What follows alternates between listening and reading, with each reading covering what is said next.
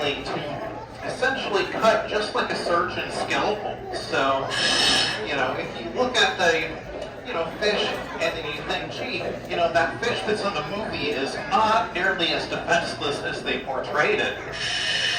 Jim, I love the fact that you mentioned that because Pixar does make them seem quite defenseless. Half the time she doesn't even know who she is, but in fact, they're really not. If you pay attention at that start of their tails, they have a small bump.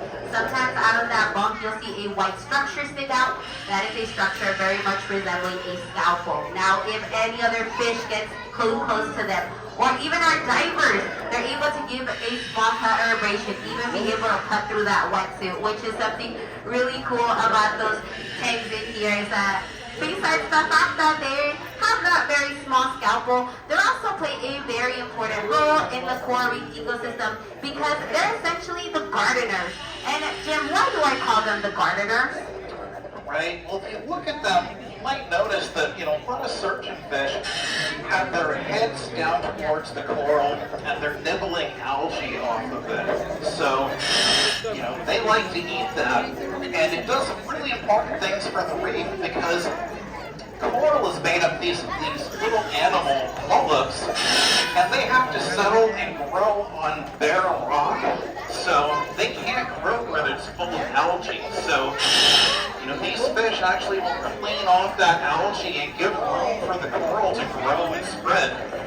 Now, right up here, we have a lot of these fish just sort of nibbling this coral here, and that's what they were doing in their natural habitat. They will sort of be nibbling the algae that goes on the corals. Now, even though we have an amazing team of divers going in here and cleaning the exhibit from algae, it's a very large exhibit, so our divers do also need help. So that's why we rely on a lot of those algae-eating fish in here to clean up the algae and help our divers out. Now, in this exhibit, we have lots of beautiful animals, from our sharks to our rays to our tanks to lots of these funny-looking fish in here. But the foundation of this awesome ecosystem is an animal in itself, and it tends to get overlooked a lot, right, Jim? Yeah, that's right. We always talk about coral reefs, but a lot of times we don't really think about what the coral is made of. Because all of these beautiful, brightly colored structures, they're not just rocks out there. They're actually colonies of animals.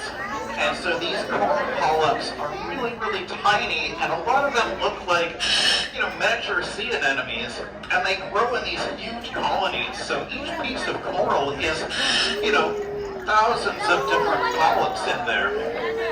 Now, besides being very beautiful to look at, corals also play a very important role to the animals in here. It provides a nursery space, it provides food, but they're also an animal that is sensitive to lots of different things, from temperature change, coastal development, plastic pollution, so they're sensitive to lots of different things.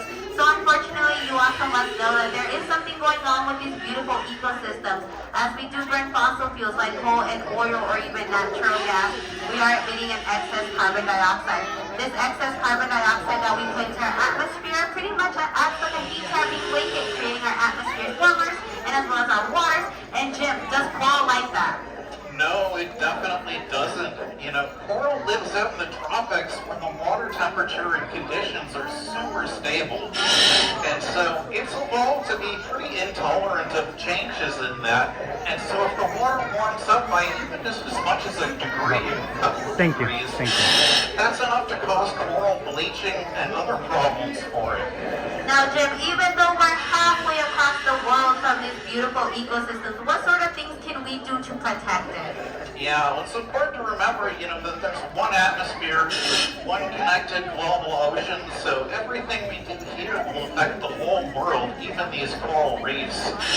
So I like to do things that are, avoiding wastefulness.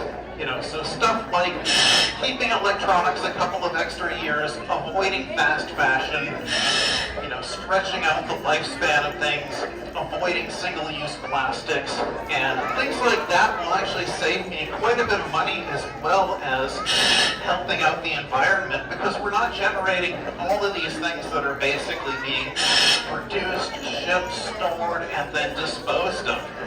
Now, another thing that we can do on top of the things that Jim mentioned is volunteering our time.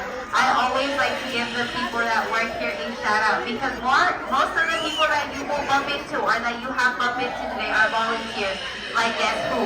All of our divers in here, they're all volunteers. They're not getting paid for. All of the divers that you've seen today feeding the animals, scrubbing our systems, they're all volunteers. So we truly appreciate everything that our divers do because they're another set of eyes in these beautiful exhibits. Now, Jim, it's a Sunday afternoon. You could be doing anything else with your time. Why do you decide to volunteer here? Well, you know, why would I want to be anywhere else but getting to dive Catalina Island and also Palau? So this is a little bit like a midweek vacation for me. And, you know, sure, it's a lot of work to do some of these things, but it's also a lot of fun to get to see all these animals and the guests outside. Now, Jim, we truly appreciate everything that our divers do. You are all amazing. Now, everyone, can we give a round of applause to Jim and all of the volunteer divers in here? Thank you, Jim. I'm a part of the education team. Thank you very much. Also, give an applause to yourself because we are a nonprofit institution. All the money that you spend here in tickets, food, even that cool Toy plushie that you'll get at the gift shop, all goes back to the food and care of these animals in this exhibit. The over 12,000 animals that you have seen or will see today and the conservation rights outside of these walls. Now, Jim, everyone's been waiting very patiently to meet you. Do we have time for photos? Of course. Awesome. If you do have any questions, I'm hanging out here for the next couple of minutes. But if you just want to come say hello to our